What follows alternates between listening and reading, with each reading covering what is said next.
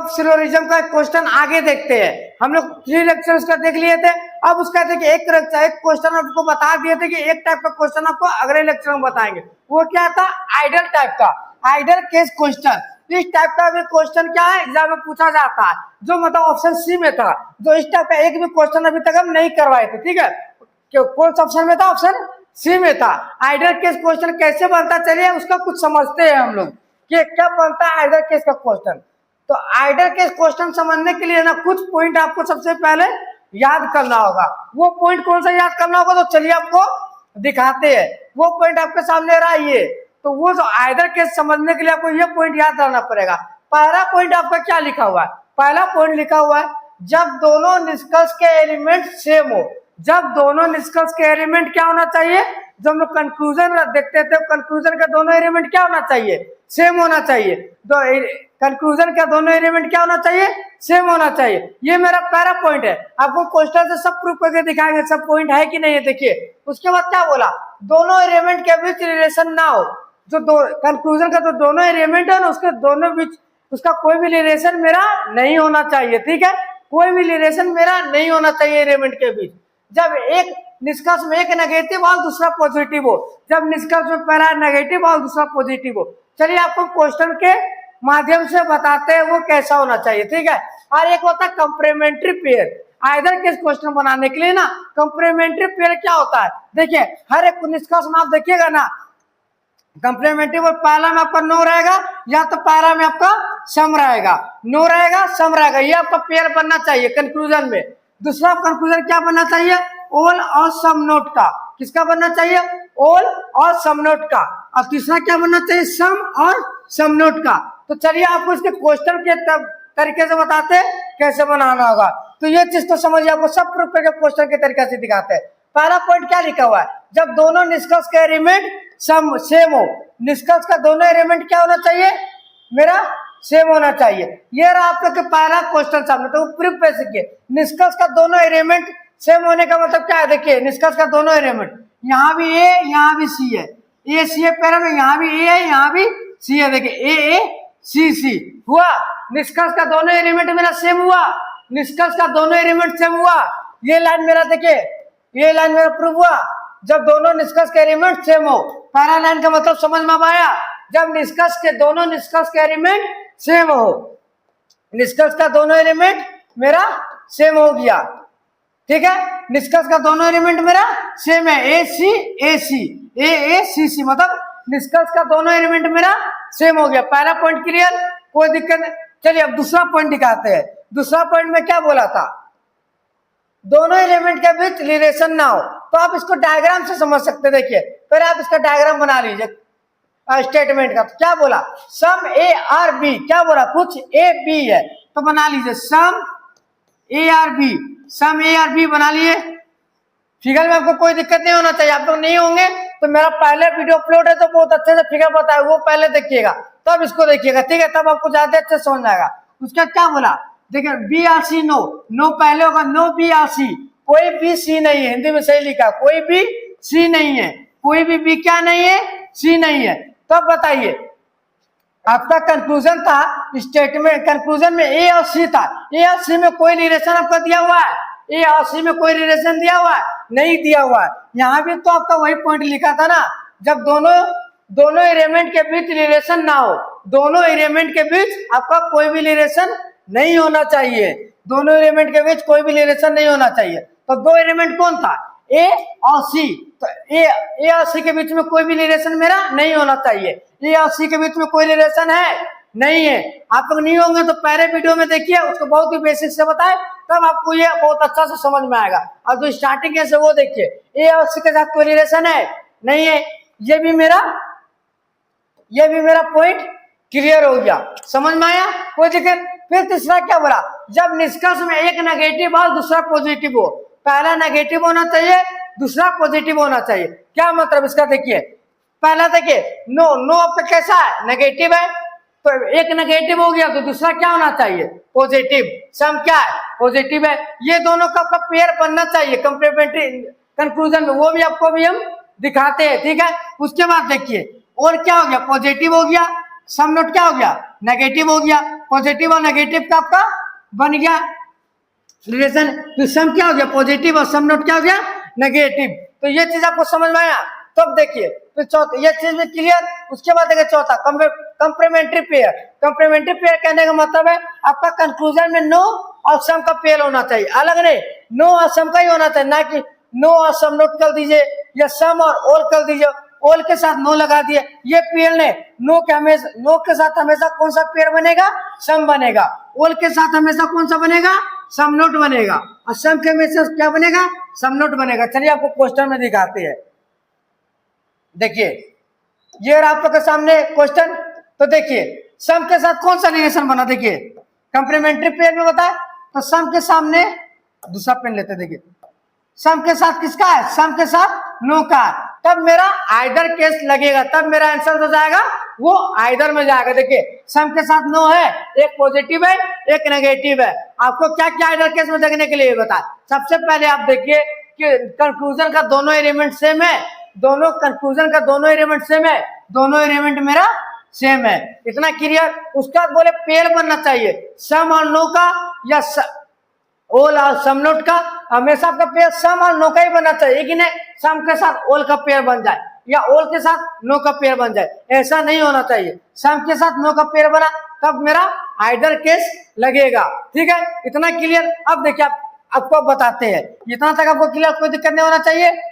अब देखिए आप क्वेश्चन बनाइए, देखिए क्या बोला, ठीक है बना लिए। निष्कर्ष में देखिए क्या बोला, सम ए और सी, बताइए सम ए और सी है, ए और सी का कोई रिलेशन है नहीं है, गलत। तो ये ऑटोमेटिक मेरा गलत हो जाएगा, ए और सी में कोई फिगर टच नहीं है, ये मेरा ऑटोमेटिक गलत हो जाएगा। आप लोग न्यू और तो मेरा पहला वीडियो देखिए तब आपको ज्यादा अच्छा समझ में आएगा। फिर देखिए नो ए इज सी, कोई भी ए सी है, नो ए इज सी, जब ए और सी का कोई रिलेशन नहीं है तो ये भी मेरा क्या हो जाएगा, गलत हो जाएगा। दोनों गलत हो जाएगा तो क्या आप कौन सा ऑप्शन सही कीजिएगा, यहाँ पे जो ये ऑप्शन सही नहीं कर दीजिएगा कि ना तो निष्कर्ष 1 फॉलो करता ना तो 2 फॉलो करता, ये नहीं, आपको कौन सा आंसर सही करना होगा, आइडल। आइडल कौन सा ऑप्शन में दिया हुआ रहता था, आपको बताया था आइडल कौन सा ऑप्शन में रहता था, ऑप्शन नंबर सी में, ये ऑप्शन आपका सही होगा। आइडल आपका कब देख, आइडल का केस आपका सब कब सही होगा, जब कंक्लूजन का दोनों एलिमेंट सेम होना चाहिए, इसमें भी ए सी है इसमें भी ए सी है, तब आइडल केस लगेगा।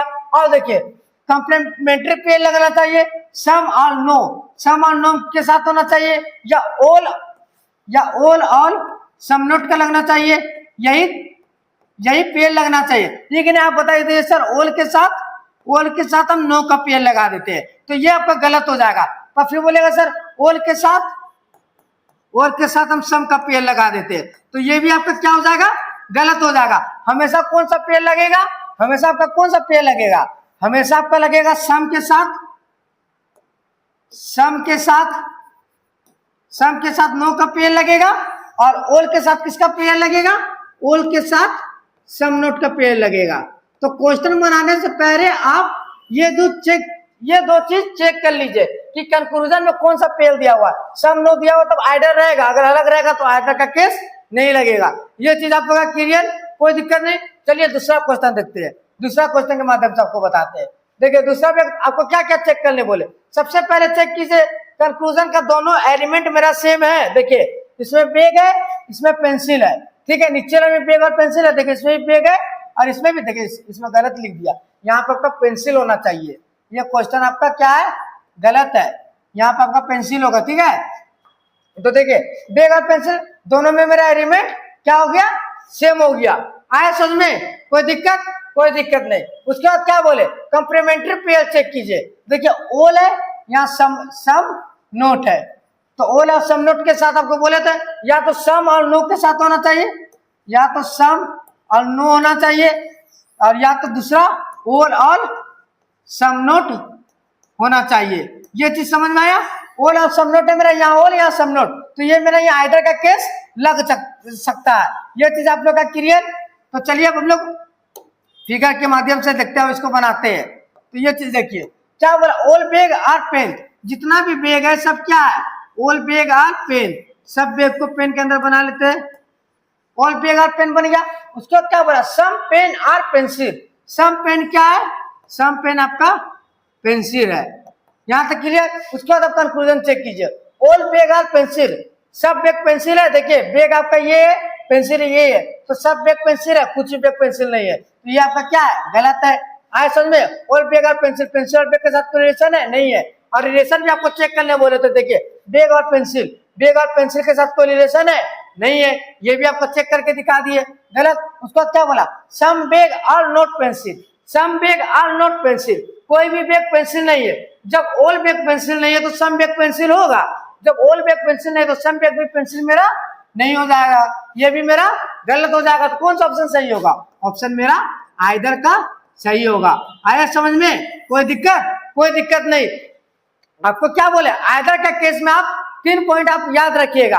क्या याद रखिएगा, सबसे पहला पॉइंट याद रखिएगा, जो कंक्लूजन का, जो निष्कर्ष का दोनों एलिमेंट मेरा सेम होना चाहिए। क्या होना चाहिए, निष्कर्ष का दोनों एलिमेंट सेम होना चाहिए, निष्कर्ष का दोनों एलिमेंट सेम होना चाहिए। इसमें बैग पेंसिल है, इसमें भी मेरा बैग और पेंसिल है, एलिमेंट सेम है। उसके बाद बोले कंप्लीमेंट्री पेयर चेक कीजिए, ऑल के साथ हमेशा सम नोट होना चाहिए, ये कि ना ऑल के साथ सम लगा दिए तो वो गलत हो जाएगा। या ऑल के साथ, या ऑल के साथ आप सम लगा दिए, वो गलत हो जाएगा। सम के साथ नो होना चाहिए, ऑल के साथ सम नोट होना चाहिए, ये आपका कंप्लीमेंट्री पेयर लगना चाहिए। ठीक है, आपको ये चेक करने बताए तो आपका आइदर का केस क्वेश्चन समझ में आए। चलिए अब तीसरा क्वेश्चन देखते हैं।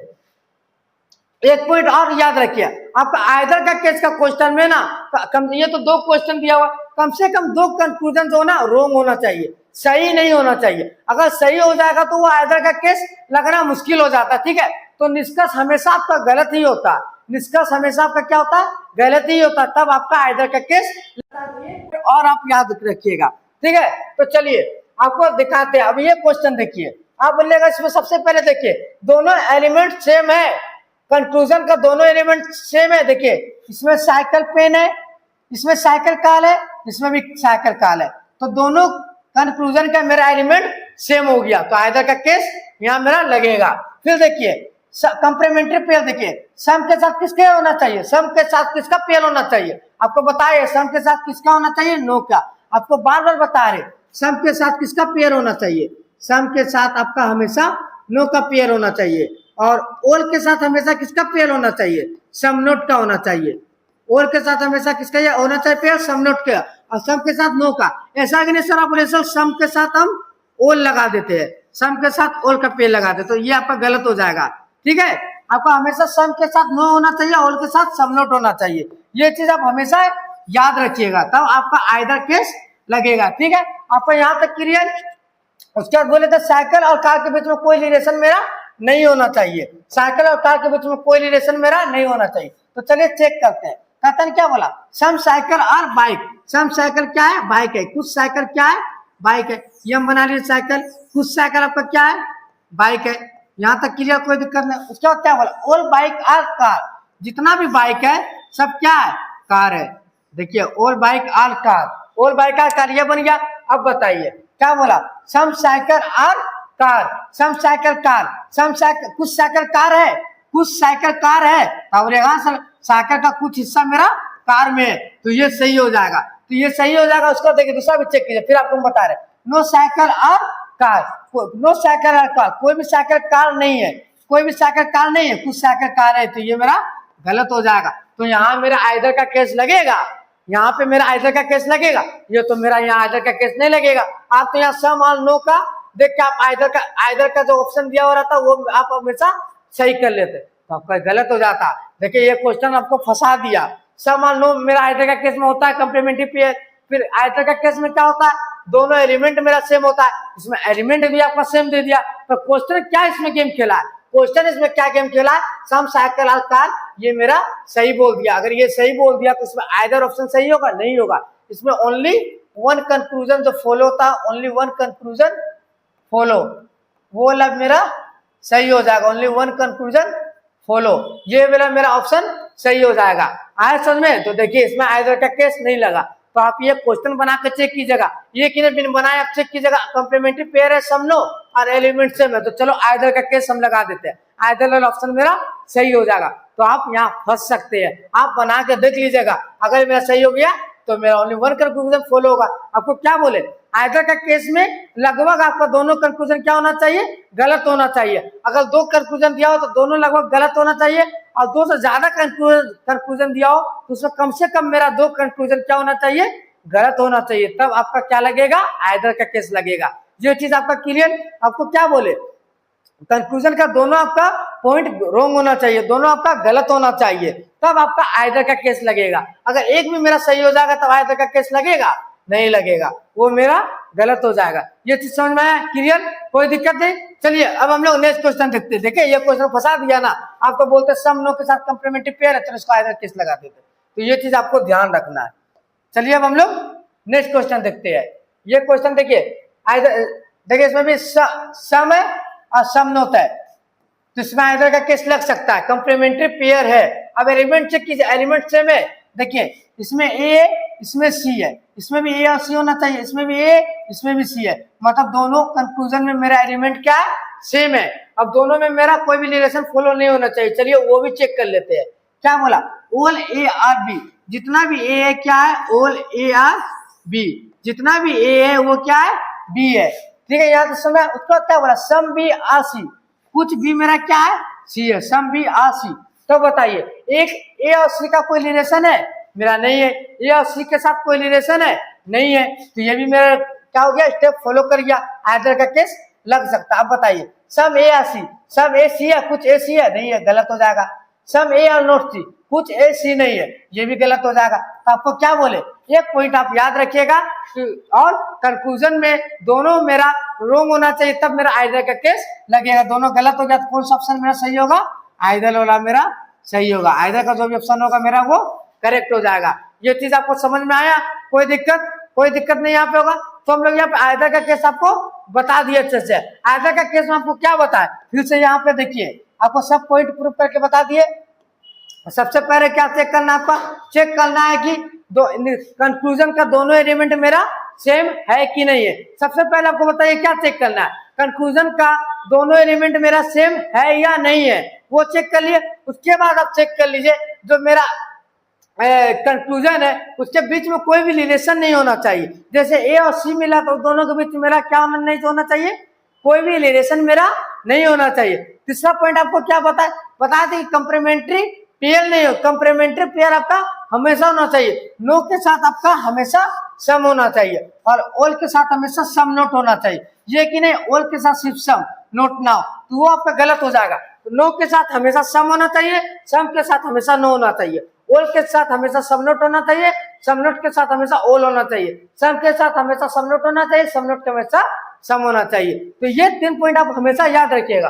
और एक नेगेटिव और दूसरा पॉजिटिव, एक नेगेटिव और दूसरा पॉजिटिव का कहने मतलब क्या, नो नेगेटिव हो गया, सम पॉजिटिव हो गया। क्वेश्चन से भी आप समझ सकते थे।